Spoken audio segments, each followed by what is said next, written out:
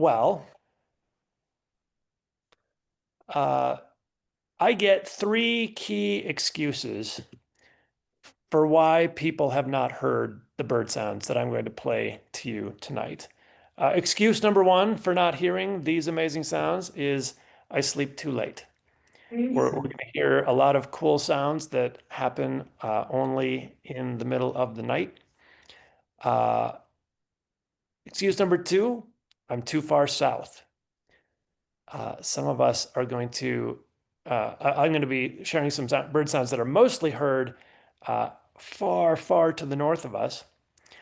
And excuse number three, I expected prettier. As in, some of the sounds I'm going to play for you tonight, you absolutely have heard. You just didn't realize how complex and amazing they were because you were just passing them off as boring calls or something of the sort. So, not every person applies, not every story is going to kind of have these excuses applied to it, but these are the top three reasons why people are not familiar with some of the sounds I'm going to play. So let's start tonight with story number one, and I call this the tale of the automatic recording units. In this case, I'm going to tell you a story that stars a good friend of mine named Andy Boyce. Andy is a biologist. He's an ornithologist. He works at the American Prairie Reserve in eastern Montana.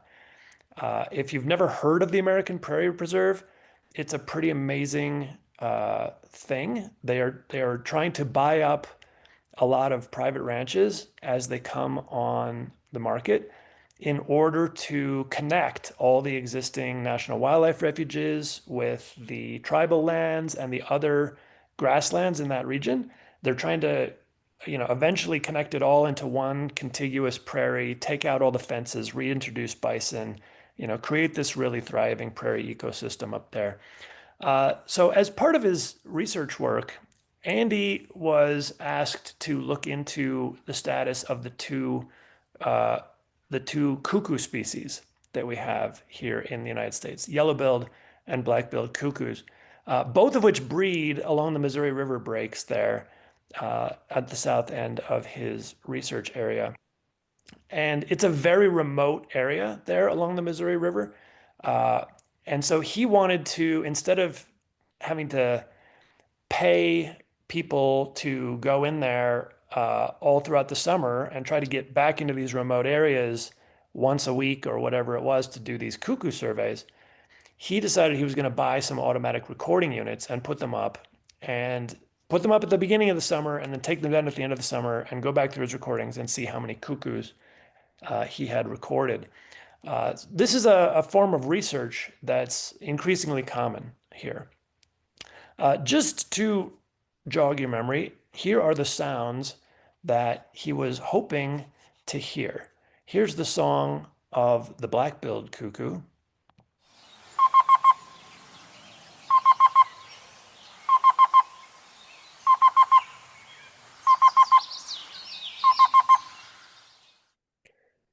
Almost sounds like an alarm going off, like the timer on my stove or my microwave. And then the song you might be more familiar with in California, the song of the yellow-billed cuckoo.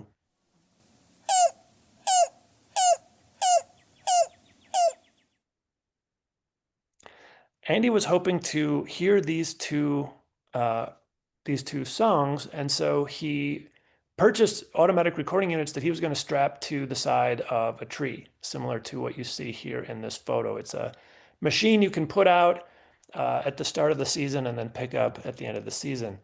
Um, and it's limited only by its battery life and the amount of recording power that it has, the amount of memory that it has. So he purchased these automatic recording units. He paid his field techs to put them out there in the field. They had to march way back in the back country to put them on the trees, and then they had to march way out. And after he had deployed all of his uh, automatic recording units, he realized there was a big problem. Because what he had done to save battery life and to save on uh, uh, gigabytes of memory, he didn't have enough battery life or gigabytes in these machines to record 24 hours a day all summer. So he had programmed them to only record for 3 hours in the morning, the early from like 6 a.m. to 9 a.m. prime birding dawn chorus time.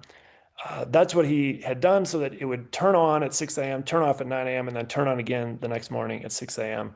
so that he could actually have enough battery life and memory to last all summer. After all of his units were out on trees, he realized he'd made a big mistake because when he had ordered these units and they had come in the mail, he didn't realize that the internal clocks on these units had been set to Greenwich Mean Time.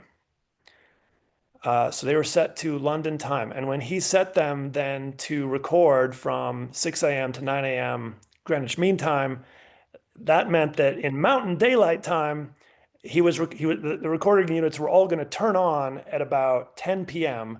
and record until about 1 a.m.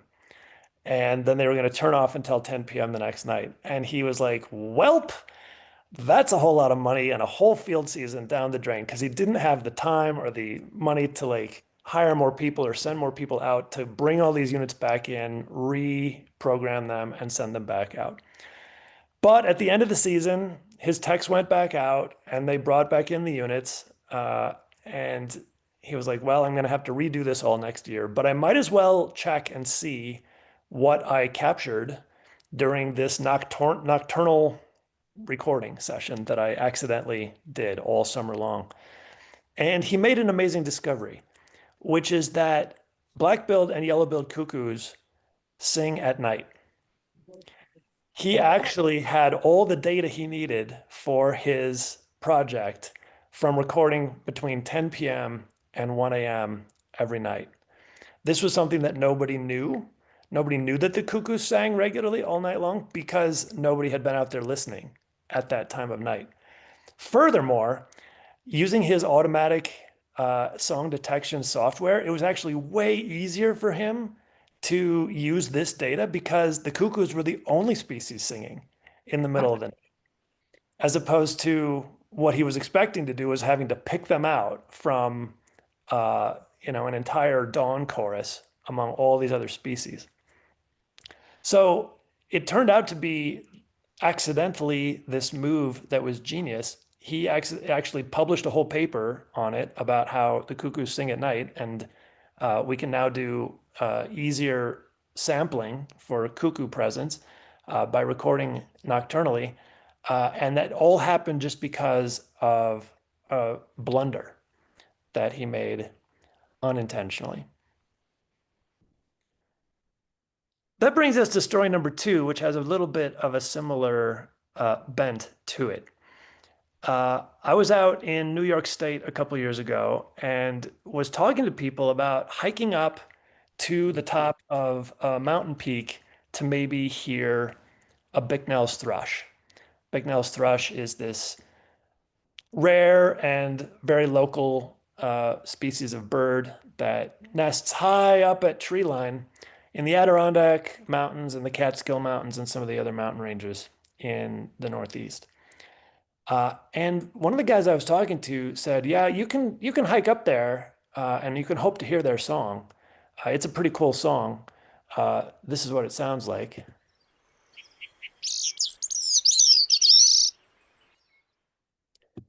And this is what the bird looks like.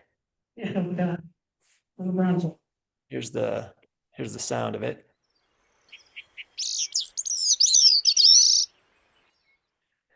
The guy told me you can go ahead and hike up there and listen for that song, but you're going to have to start hiking really early. He said he had actually been on a crew to go do surveys for Bicknell's thrush, and they'd had a protocol where they had to go up into the Adirondacks, high up into these areas where they were going to survey. They had to hike in the night before and camp out in a tent. And then they had to start their surveys at 4 a.m. In the morning in order to do their survey protocol. And he said, all those nights I would hike up there and I would be lying there in the tent at night. It would be 2 o'clock in the morning and I would hear the big-nosed thrush singing. And then he said, I would get up at 4 o'clock in the morning, 2 hours after that, and I would start my listening and start my survey protocol. And the big-nosed thrushes would have stopped singing by 4 a.m. They were done at 4 a.m. And so a lot of times he knew the birds were there. He had just heard them when he was lying in his sleeping bag, but he had to mark a 0 for his survey because they wouldn't sing during the time when he was officially supposed to be counting. So after he had these experiences, they had to totally revise the protocol. People have to go up in the middle of the night if they want to hear these things singing reliably up there because we're used to thinking of birds singing in dawn chorus time or birds singing during daylight. Some birds actually sing almost exclusively nocturnally. Uh, the cuckoos will sing both times a day, but the big-nosed thrush almost doesn't sing once it gets light. And this brings me to another time when I was listening to a mystery bird in the middle of the night. A number of years ago, I wanted to hike up into Rocky Mountain National Park here in Colorado in order to record the voice of the black swift. In case you're unfamiliar, the black swift is one of the world's most amazing birds. It nests almost exclusively behind active waterfalls.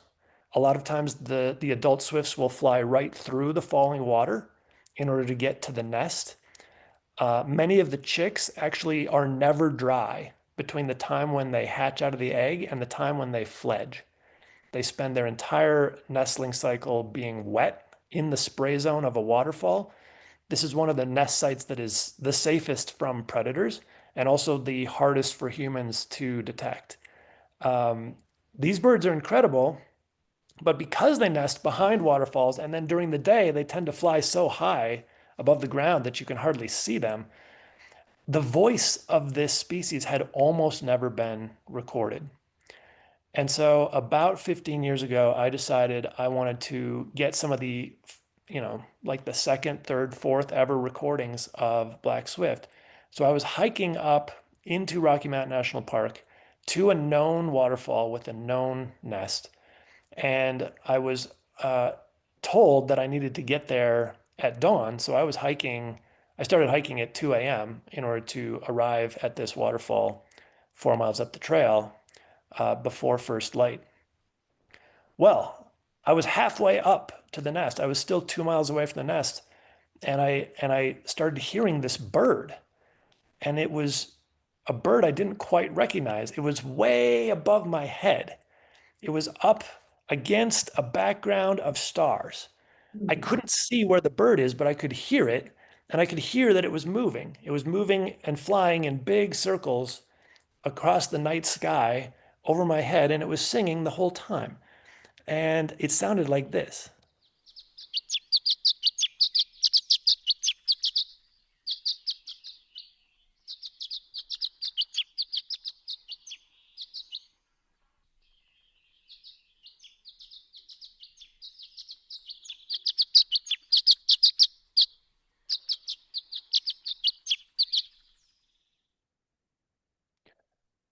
At first, I got excited because I thought maybe this is the black swift. Maybe I don't actually have to hike all the way to the waterfall. Maybe this bird has already come off of its night roost and it's singing way up in the dark over my head, which some people had said that they do. Um, but later, I unraveled the mystery. Uh, it turns out that this is the song of the violet green swallow. If you have never heard the song of the violet green swallow, it's probably because you don't get up at 2 o'clock in the morning when the violet green swallows are doing their dawn song flights. By the time daylight rolls around, they're kind of like the bicknell's thrush. They'll give call notes, and the call notes are not that different from the song, but they don't do this singing behavior. Tree swallows do dawn songs, barn swallows do dawn songs, purple martins do dawn songs, but all of those species are doing dawn songs at actual dawn, like when the sun is on the horizon and it's light in the east.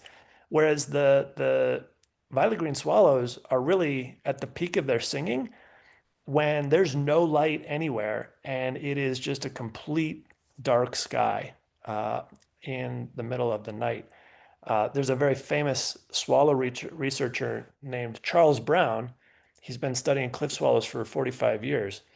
He's actually giving a symposium through Cornell tomorrow during the day. I would highly recommend people check it out if they're interested in his research.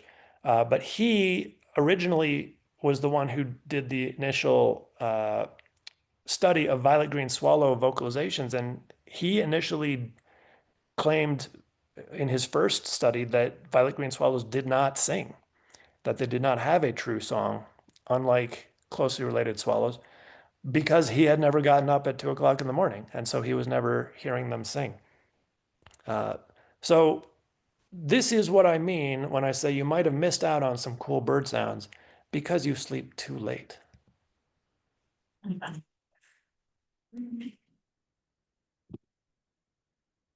There is our violet green swallow. It does happen to be the most visually beautiful swallow in the world.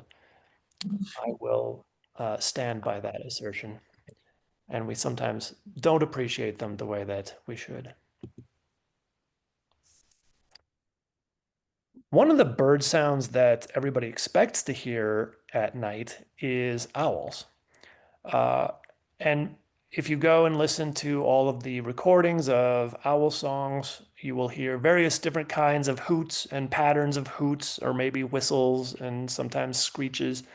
Uh, but there's one species of owl that if you're a dedicated birder, you've probably seen, but you might never have heard. This owl is actually far more often seen than heard. There's actually a couple species of owls that are far more often seen than heard, including the burrowing owl. But the owl I'm talking about right now is the short-eared owl. The funny thing about the short-eared owl is that it actually does have a hooting song. It's just that very, very few people are aware of this. Very few people get to hear this. Very few people have ever audio recorded the short-eared owl's song. Uh, all you have to do is go to the breeding grounds and be there, early in the season, early in spring, often in the middle of the night. But very few people do that because short-eared owls are so easy to see on the wintering grounds or during the day that they don't go looking or listening for short-eared owls in the middle of the night the way that they would with other species. The interesting thing about the short-eared owl is that it actually has two different kinds of sounds that it makes during its flight display. One is a hooting song that sounds like hoo hoo hoo hoo hoo hoo hoo hoo, just a rapid series of hoots, kind of like you'd expect for an owl. After it does that, as it's flying around in the middle of the night, it claps its wings underneath its body 5 or 10 times real fast. Like, and these wing claps can be heard for like a quarter mile or half a mile. This really rapid series of wing claps. These are the two sounds that the short-eared owl makes in its display flight. A couple of years ago, I was lucky enough to be camping out on the grasslands, the national grasslands in southwestern South Dakota in May. And all around me, the short-eared owls were displaying. They were displaying before it got dark, and they were displaying in the middle of the night. And I was able to get some recordings of their displays. And you can hear both the hooting song and the wing clapping here. So listen carefully.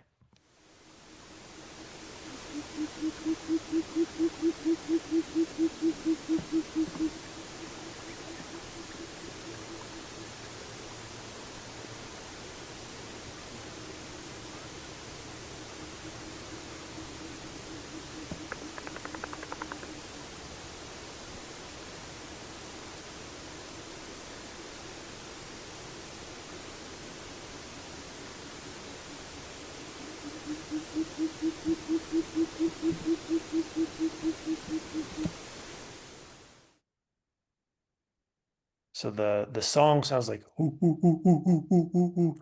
And then that wing clapping was just a really quick, like almost like a duck taking off from the water or something, but that's actually the bird in flight clapping its wings below its body several times real fast. You might be wondering, how can the bird fly and clap its wings at the same time? I will show you a video of a short-eared owl doing this during daylight. Uh, and you're not going to be able to hear the wing claps on this video because the camera was too far away from the bird, but you can see uh, bird do this. So watch for this bird to clap its wings suddenly. And you notice it can't really clap and fly at the same time. It actually starts to fall out of the sky as it's doing that, but then it catches itself and goes again. So I'm gonna play that video one more time here so you can see it.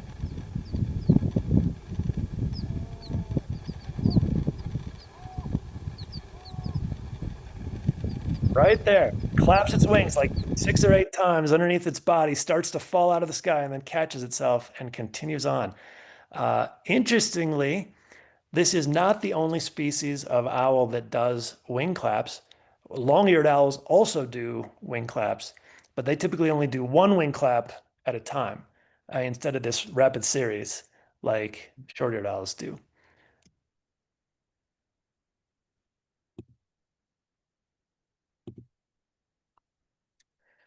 All right, I'm going to play you a sound that absolutely stymied me the first time I heard it.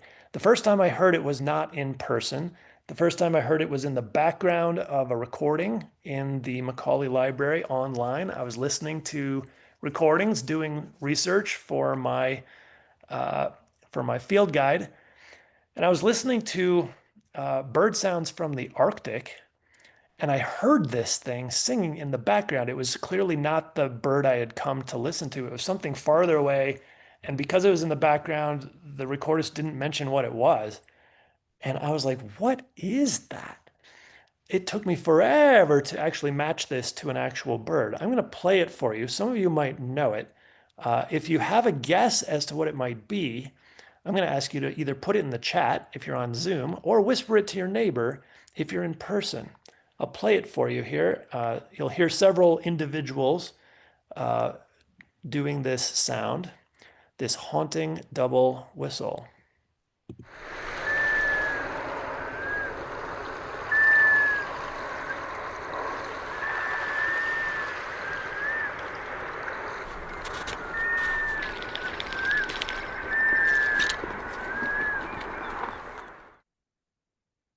What do you think that is? What kind of bird do you think it might be? Even if you don't know the species, you can guess whether you think it might be a woodpecker or a dove or what you think it might be. I'll play it again. And if you have guesses, whisper them to your neighbor or type it in the chat.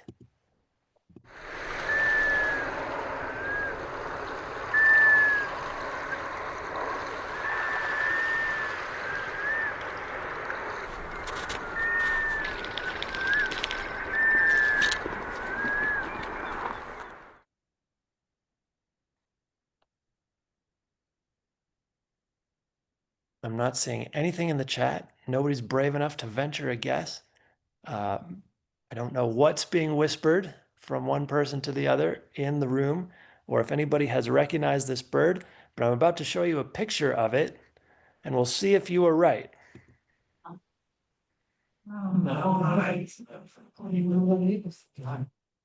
It is the song of the black scoter. If you didn't realize that some ducks can sing, then here is your wake-up call. Uh, Ducks actually have all sorts of amazing sounds that they make. They get no respect when it comes to their vocal prowess, but almost every species of duck has a whole bunch of different kinds of display sounds. Some of the ducks, like wood ducks, have really large vocabularies, really complex vocal communication.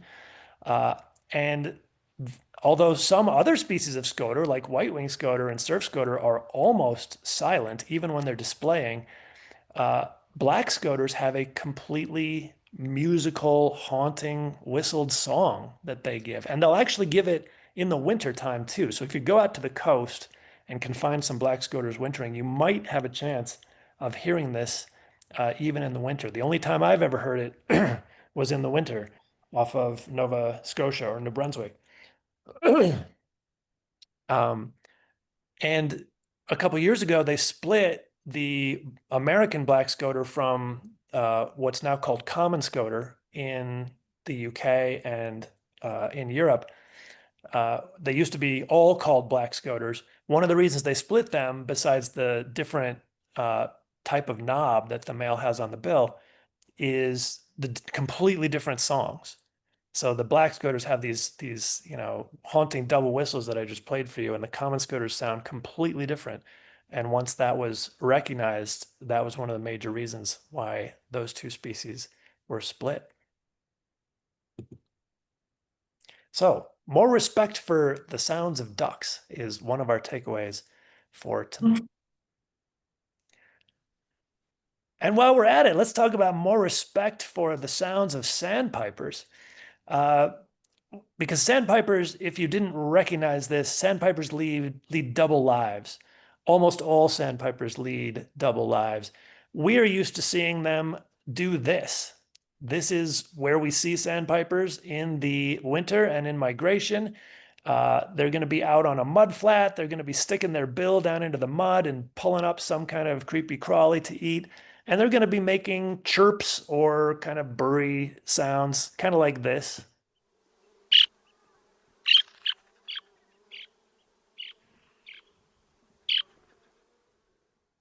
Nothing special, just alarm calls. Uh, they're little brown birds. They stand on the mud. They make little chirping sounds. They're not very exciting vocally. They're not very exciting visually, except to a select few who are obsessed. Um, but that is only the way that sandpipers are on migration and in the wintertime. During the summer, they are entirely different animals.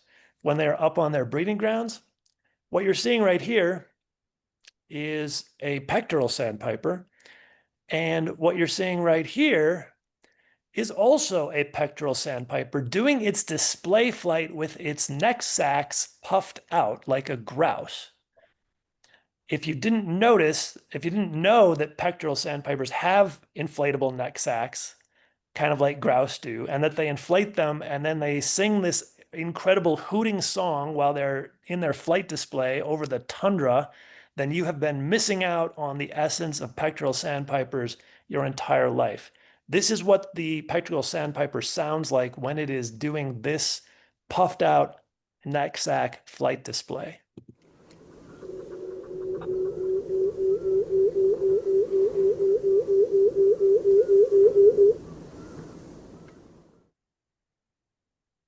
That is another sound that I heard for the first time in the background of an Arctic recording, and I thought, what in the world can that possibly be? I think you would sooner confuse that with the short-eared owl than you would with any sound that you've ever heard from a pectoral sandpiper in migration or winter. I'm going to play it one more time.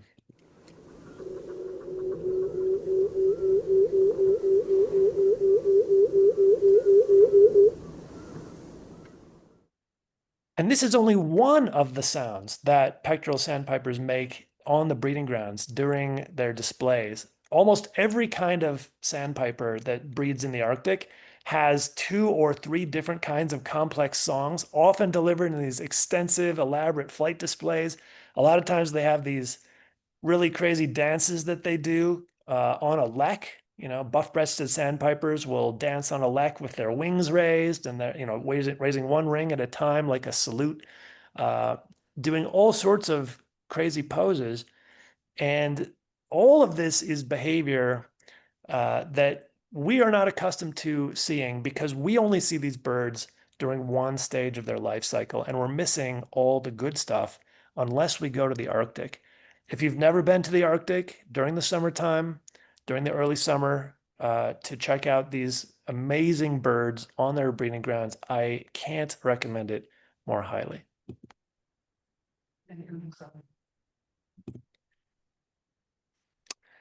Okay, here's another great one. This is a song I had no idea existed, and it's from a common bird that I had seen 1,000 times. Because a lot of times birds have more than one song.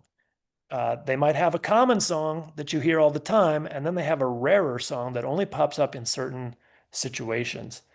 So this is a pretty amazing uh, type of song that is from a bird species that breeds all throughout the Western United States. I'm going to play it here, and you can kind of guess what you think it might be. And again, if you have a guess, whisper it to your neighbor in person or type it in the chat if you're on Zoom.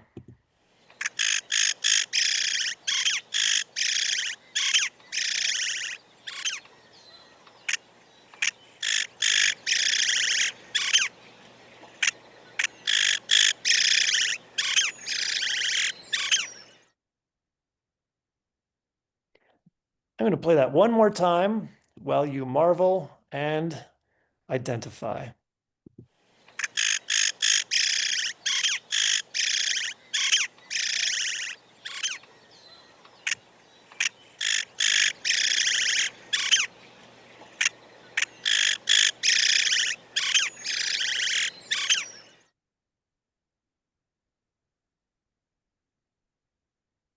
I'm seeing guesses in the chat. I've got a guess of marsh wren. I've got a guess of red-winged blackbird. Those are excellent guesses. Neither is quite right.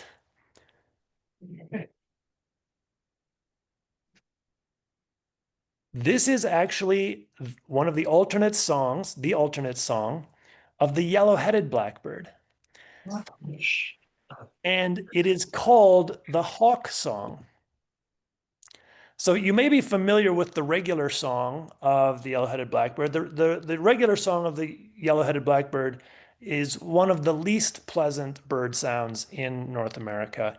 It sounds like a cat being strangled. That's what a normal yellow-headed blackbird song sounds like. Uh, and they give that song all the time, all during the day, all during the breeding season.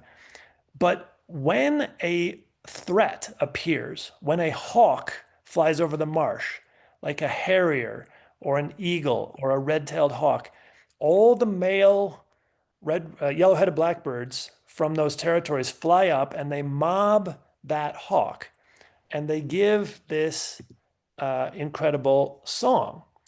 You don't usually think of song as happening in a predator defense situation, but this is called the hawk song because the male yellow-headed blackbirds use it to gang up on predators. But it's pretty clearly a song and not just a call. It's this long, complex thing. It sounds the same in all the males. It sounds like this again. Whoops. I was going to play it for you one more time.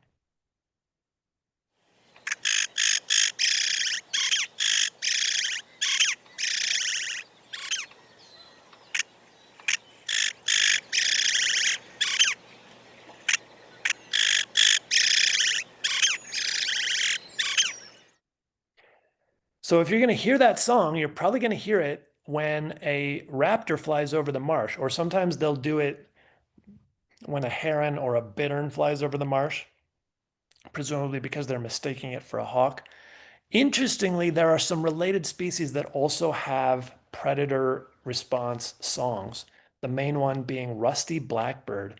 Rusty blackbird has a category of song that it gives mostly on the breeding grounds and mostly in response to threats, as opposed to its regular songs that it gives in breeding contexts.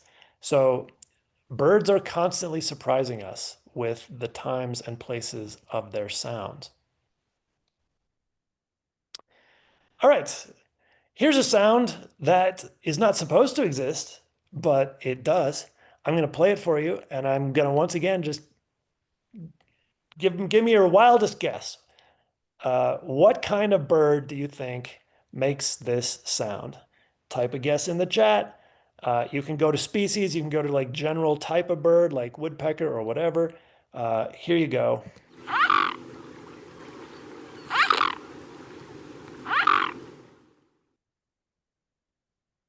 One more time.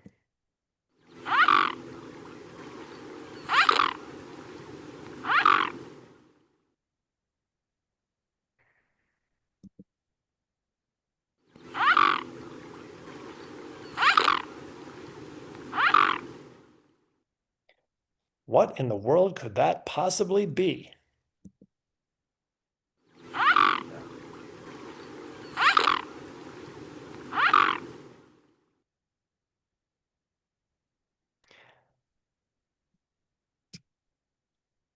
Here is the answer. And here, once I reveal the picture of the bird, you're going to know exactly why I say it's a sound that doesn't exist. That's what I was thinking. Mute fly. Oh, it's exactly right. I was thinking of myself. It's right there in the name of the bird. It's a mute swan. It's not supposed to have a voice, right? It's not supposed to say anything. And yet, it is absolutely not mute. It absolutely does have a call, and you just heard it. It's this weird kind of like snarling growl that the mute swans give whenever they feel like vocalizing. But for some reason, we have actually put it into the name of the bird that this bird has no voice. It's no better of a name than bald eagle. Honestly, like turkey vulture would be a better bird to call the bald eagle than the bald eagle is. But this bird somehow got labeled mute, even though it absolutely is not any more mute than our other swans, which are called, trumpeter swans because of all the noise they make. All right, here's one of my favorites. I'm gonna play this sound for you. This is I think this is a complex and beautiful song. I call it the maestro of the driveway. I'm not 100% certain whether I actually recorded this in my driveway, uh, but I might have. So I'm going to play it for you and again entertain guesses as to what you think it might be.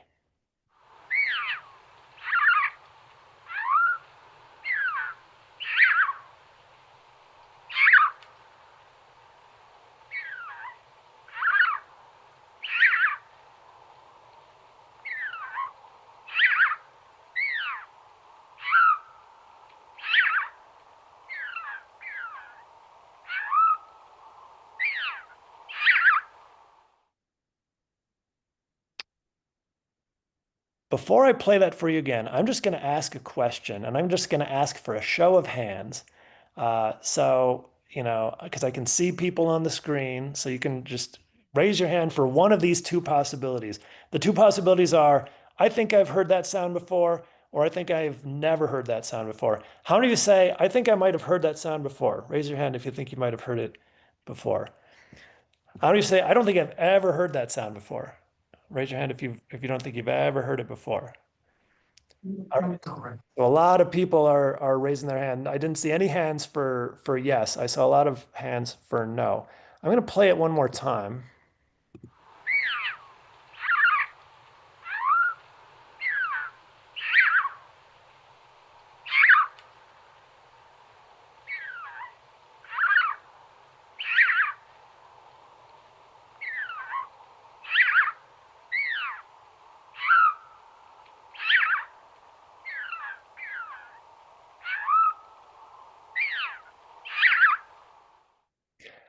Like I said, a really complex and beautiful song, at least in my estimation. I guarantee you have all heard this sound many, many times. However, I did play a little bit of a trick on you because I just played it for you at an unnaturally slow speed. Let me play it for you sped up at regular speed.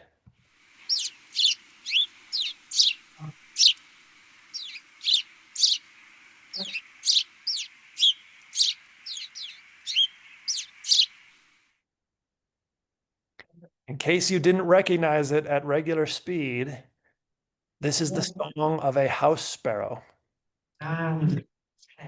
which most people think of is just a super boring bird that just gives chirping sounds.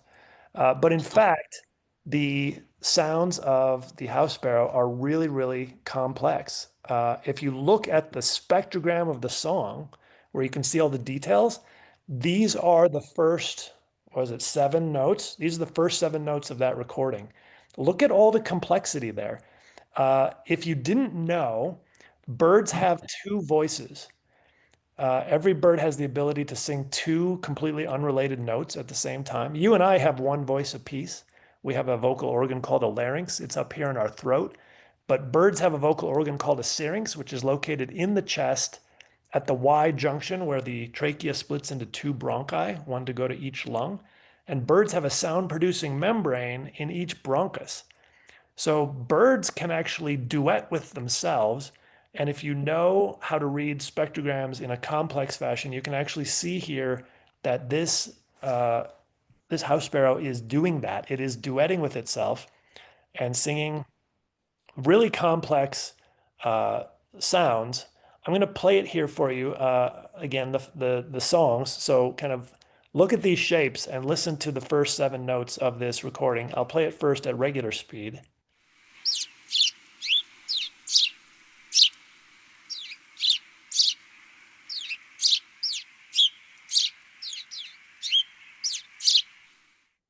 And then here are the first seven notes at slowed down speed again. So you can just read them from left to right and try to match the shape to the sound.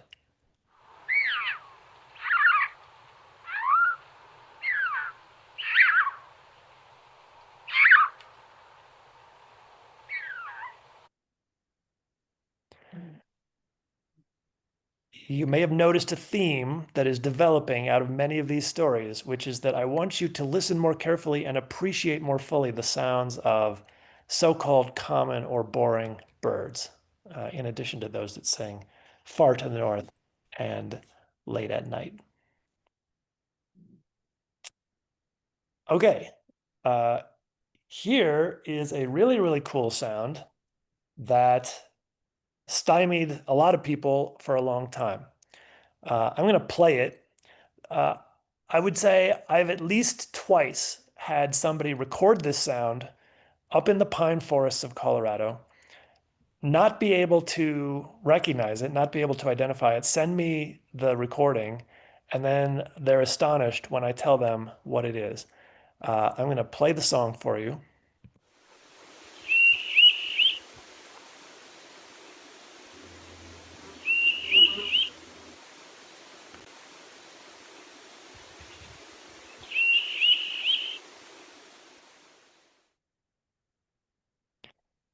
This song or this sound, I should say, is really, really interesting because it's this rising three-note pattern, and it's polyphonic. Again, that bird is singing with both of its syrinxes, both sides of its syrinx. Um, and a lot of times when people hear this sound, they can't locate the singer. They can't locate the bird that's actually making the sound. Uh, it turns out that the bird that makes this sound is a begging juvenile Townsend solitaire. So you only hear this sound in late summer when the juvenile solitaires are out. If you've never seen a juvenile solitaire, they're all spotty and speckly like this, kind of like a baby bluebird, but with longer tail and that kind of pattern in the wing there.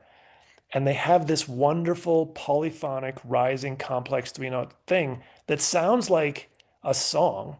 Most begging calls, when a bird is begging for food, just sound like chirps or screeches, and not this kind of musical thing. But solitaires are special birds. They don't settle for, screeches or harsh sounds. They're going to be beautiful and melodic even when they're babies begging.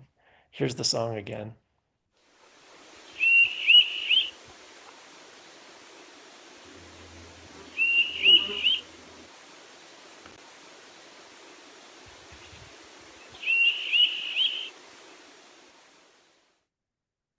I will say that that recording there was made by a friend of mine up here in the mountains of Colorado. He took me out to the exact same spot the following day so that I could record it, but we were unable to get a recording of it.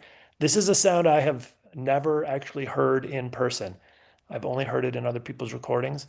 It's difficult to actually find a fledgling solitaire in the first place, and then it's when you do find them, it's difficult to hear them call because they don't give this begging call very often, unfortunately. All right. We already dealt with one bird without a voice, but let's talk about a bird that really, really, really is not supposed to have a voice. Mute swan is just a bad name, but like vultures? I mean, the literature actually literally says that they don't have a syrinx. They don't have a vocal organ. There are no muscles attached to the vibrating membranes in their bronchi. So they really, really don't have a voice. They should only be able to hiss and grunt. Uh, so this is what the literature says about turkey vultures is that they dissected turkey vultures and they said, hey, there's nothing in there. There's no actual organ where there's supposed to be a vocal organ. And then the same thing is true of black vulture. So it just lacks the syrinx and associated musculature and consequently can make only like hissing and grunting sounds. Well, when I started spending time around black vultures, I realized that it's true, they do kind of just hiss and grunt for the most part, but they actually have quite a developed vocal repertoire. So I'm going to play you a couple of videos that I was able to take when I was in Mississippi a couple of years ago. They invited me down to give some bird talks. I went birding out there and I discovered a cow that was a dead cow that was being eaten by black vultures. So, content trigger warning. If you don't want to see vultures at a carcass, you can look away for the next little segment while we're going to watch vultures doing their thing. But I want you to, in particular, listen for all the different sounds that the vultures are making when they're, interacting on this carcass here. Here's the first uh, video.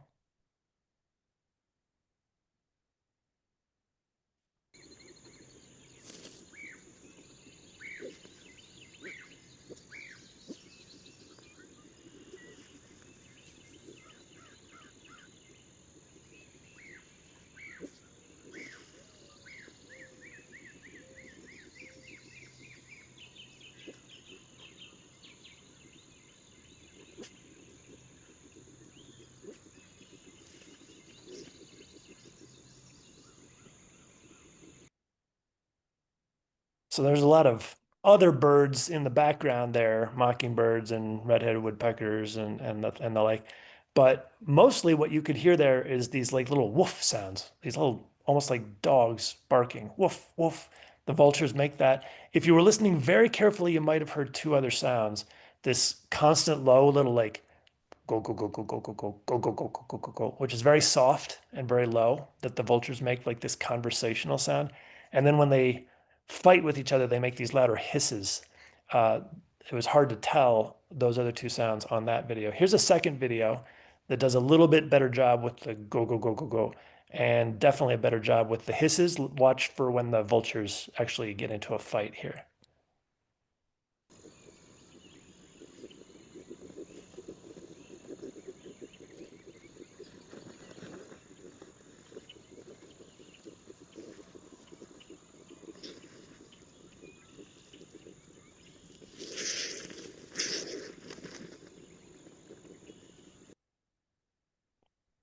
So these vultures actually have large vocabularies, vocal vocabularies. They actually have a whole bunch of different kinds of sounds that they use that send different messages to other vultures. That's cool, and I think that's underappreciated, vastly underappreciated. But there's something even cooler, I think, about the sounds that black vultures make. A couple years ago, I was down in Mexico, and I heard this remarkable sound coming from across the valley. And I looked over there, and I couldn't figure out what was making this sound. All I could see were some black vultures in the sky, and I was like, well, that's probably not what's making the sound. And then I realized that these black vultures were displaying. They were doing a flight display, and they were doing these flight dives. And when they would dive, they would make this weird kind of zooming sound with their wings. And this has hardly even been reported in the literature that they have this flight display and that it involves a dive and they make this sound with their wings. A couple years later, I was in Mexico with a friend of mine. We were recording bird sounds. We had our microphones, and a black vulture started to do a display dive right over my head. And I grabbed my friend. I was like, "Point your mic up right now." And he didn't know why, and we did, and we got this sound coming right over our heads. Here's the recording that I made of that black vulture flight display.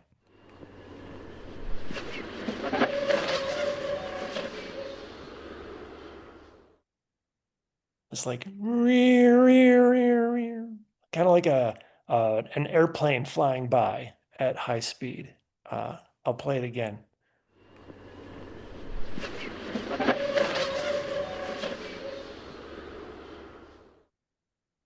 So that's clearly a vocal signal that's given in flight display, similar to like the booming sound of a common nighthawk or the winnowing of a snipe, and yet here it is from a vulture.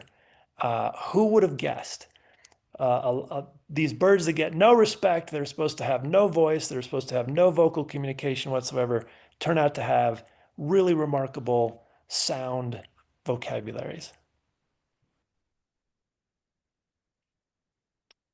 And that brings us to our very last story of the night. I'm going to play this. This is my favorite sound, probably, of the entire night. It is a bird that you have in Yolo County. It is a bird you've all seen a million times, most likely, if you're a birder. I'm going to play this song for you. And again, I'm just going to have you whisper to your neighbor what you think it might be, or type in the chat what you think it might be. Uh, and here we go.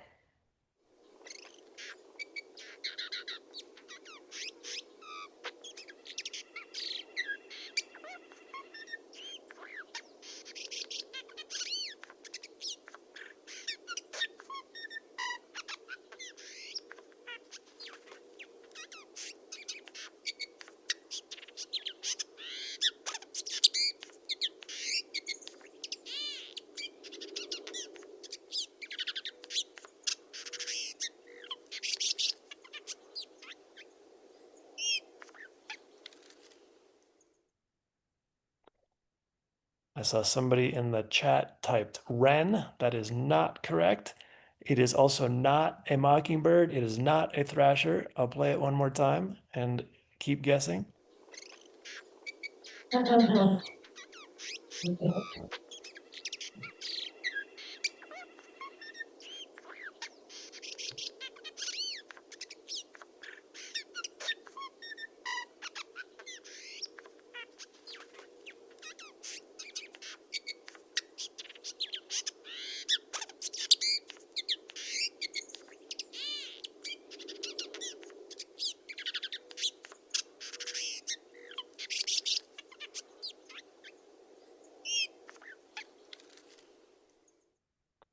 I'm seeing some other guesses here. One guess is R2D2. That is also not correct. This is not a droid. This is a fully functional live bird. Shrike is a really good guess. It's not correct, but shrikes have a number of amazing sounds that they make. Kinglet is another good guess, but not also correct. I'm gonna reveal the visual identity of this bird, and we'll see who got closest. Oh, nice. Well, it's like that close to doing This that. is a Stellar's jay singing to you. Uh, like most species of jay, and magpie and nutcracker and a bunch of other corvids, Stellar's jays have complex, imitative, quiet songs that they will sing. And when you have to be kind of close to the bird to hear them well, but you just heard how beautiful and imitative and metallic and complex those songs are. They can go on for whole minutes. Magpies do a similar thing. Um, and it's really, really a mystery exactly what is going on when these jays do these songs. Some people call them whisper songs. You've probably heard them from scrub jays if you've got scrub jays in your yard. Most species of North American jay have a complex, quiet song like this. The weird thing is that it doesn't seem to function as a song. Jays have been called the songbirds that don't have a song. They're phylogenetically they're songbirds. They're in the songbird group of birds, but they don't seem to actually have songs that they use to advertise a territory or to attract a mate. When you hear these quiet, complex songs from corvids, it's frequently in the fall. It's frequently from solo birds with no other jays or magpies around. Sometimes you'll hear it in the spring, but again, most likely from a solo bird. It's not quite clear why they have this really well-developed song if they're not going to give it to each other. This is one of the big mysteries about corvids. There are many big mysteries about corvids. They're extremely smart. They're extremely complex in their vocal communication, and we absolutely have not cracked their code for any of these species. And so there's so much more to learn about these common birds that are all around us all the time. So with that, I'm going to wrap it up in terms of my remarks tonight. I'm going to say thank you so much to the YOLO Bird Alliance for having me and letting me present this evening. If we have time and interest, I'm happy to answer any questions that there might be, either in the chat or from the audience out loud. And I will say thank you again. Here's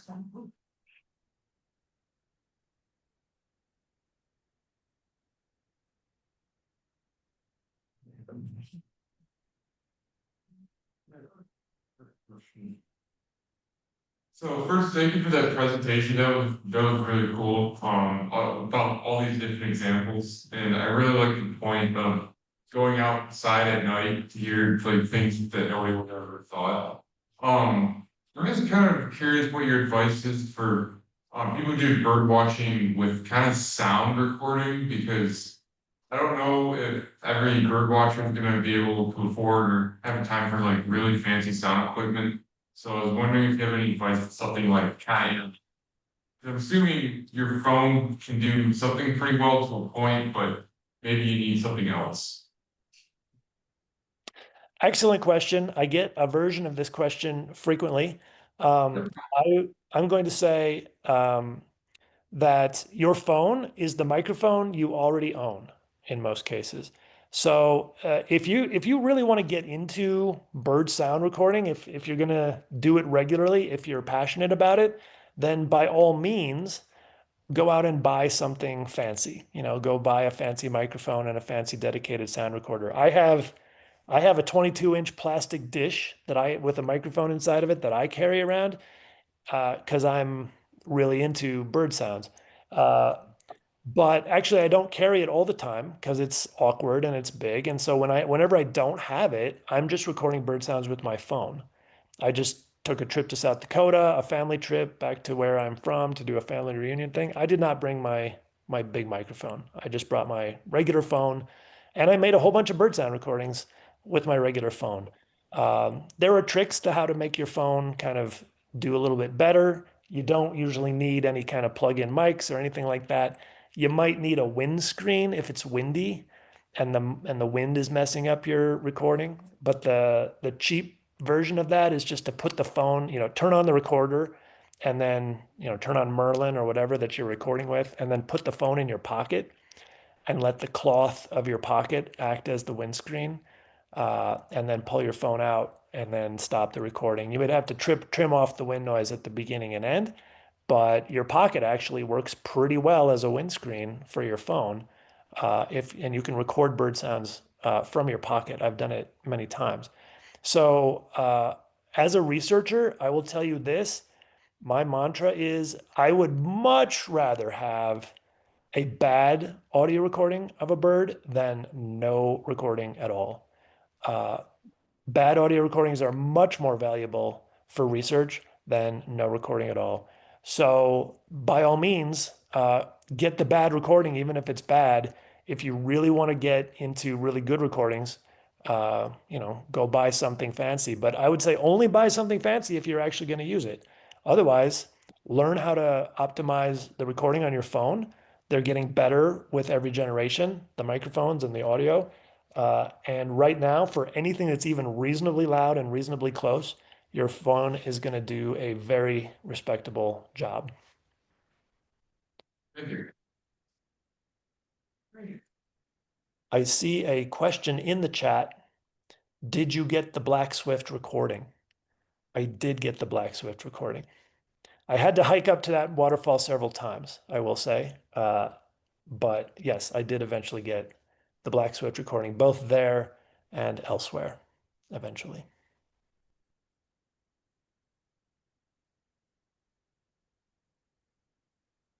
Is there a library or someplace where you can compare what you have with something that's well known?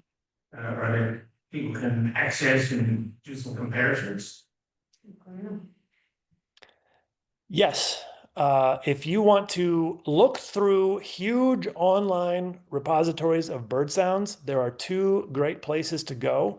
One is ebird.org/media, which allows you to search the entire media archive of eBird, all the photographs, audio recordings, and videos that have ever been uploaded to eBird can all be accessed from ebird.org/media.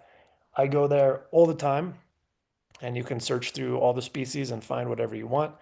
Another great one is xenocanto.org. So that's a website where people upload bird sound recordings. It is XENO hyphen CANTO .org. Xenocanto.org. Again, XENO hyphen CANTO. So those are two wonderful websites where you can upload your own recordings. I would, if you make your own recordings, I would strongly recommend that you upload them to one or both of those websites. And then if you want to just look and see what other people have recorded, you can go and browse through all the hundreds of thousands of recordings that are online on both of those archives. One more question. Could the sound of the black be made by its wings rather than uh, its non-serious? Could have been the wings that were making it, where that vulture was diving.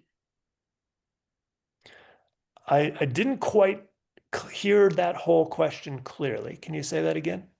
The question was whether the diving sound of the black vulture could have been created by just that air going through its wings, or how do you know it's a vocal sound?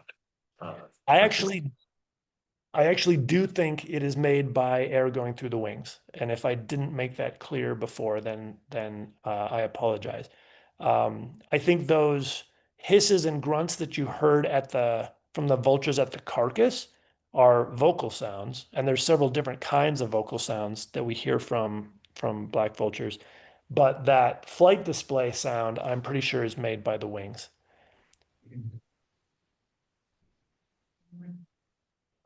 I was curious about one thing.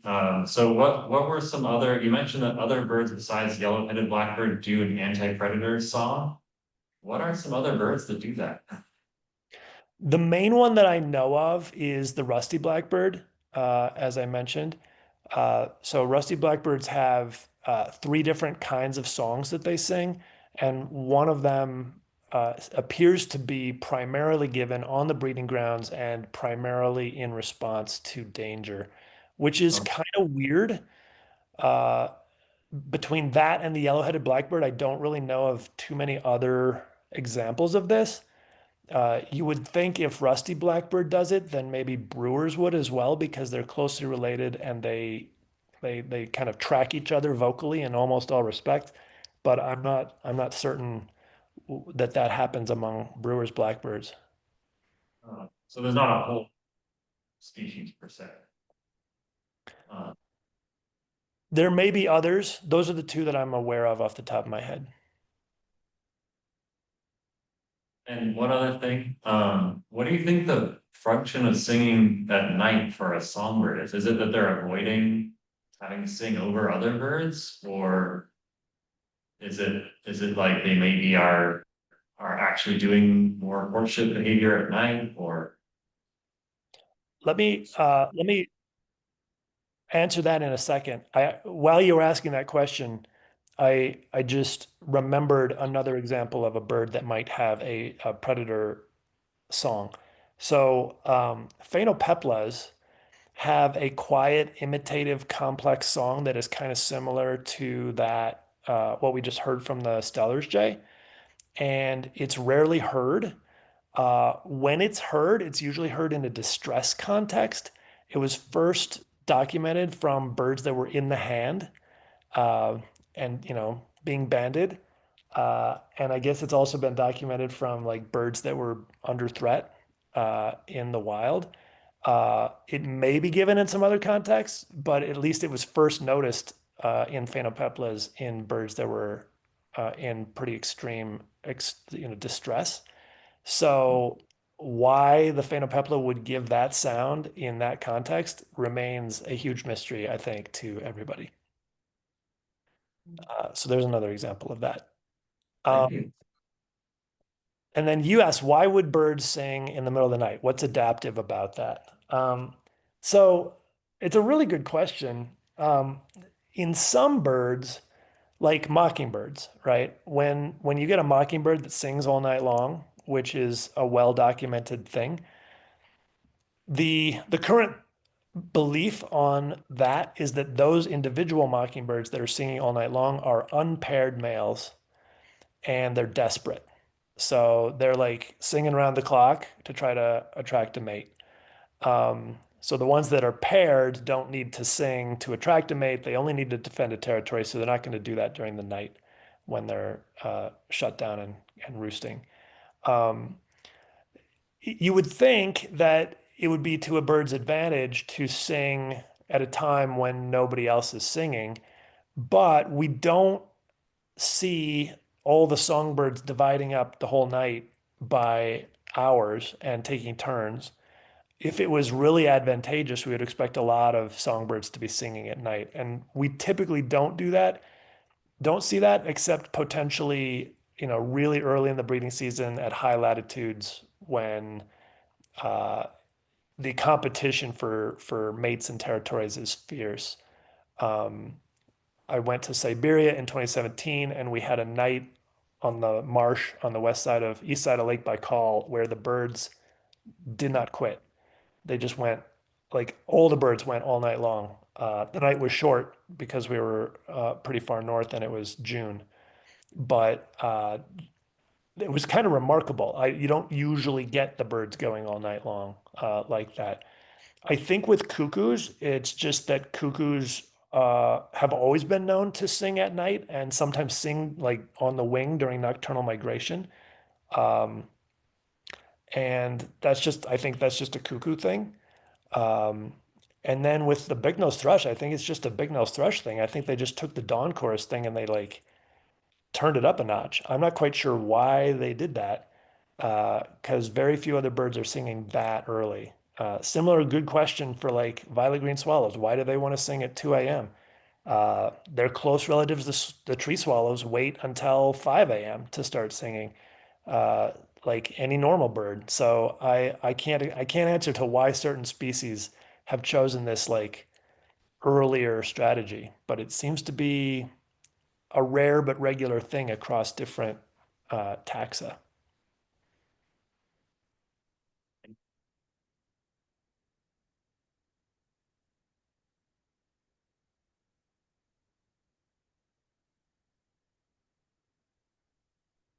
One more question.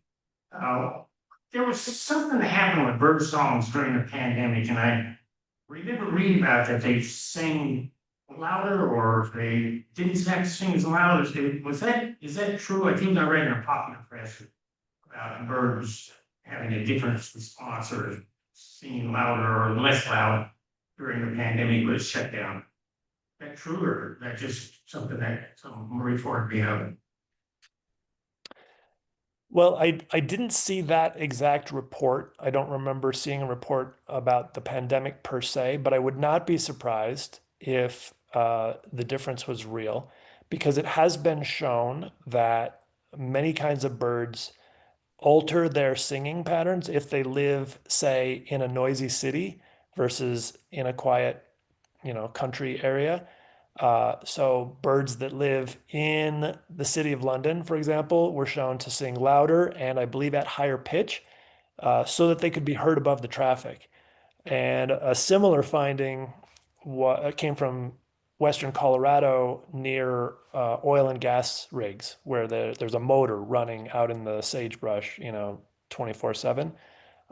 They found that some birds would just avoid the area because it was noisy.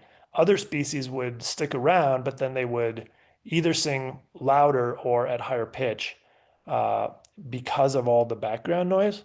And so it stands to reason that if they can adapt in that way, then when the background noise goes away, they're going to probably turn the volume down because they've been shouting to be heard over the humans all this time.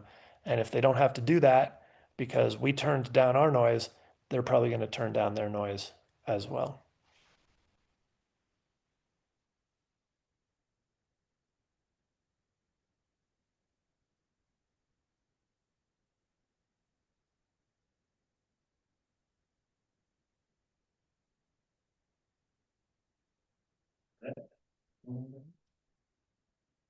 Well, I'll wrap it up then.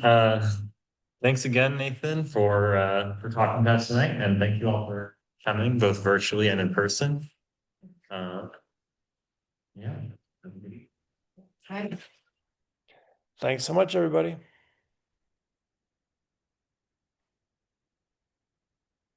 Yeah. Yeah. Oh, so you don't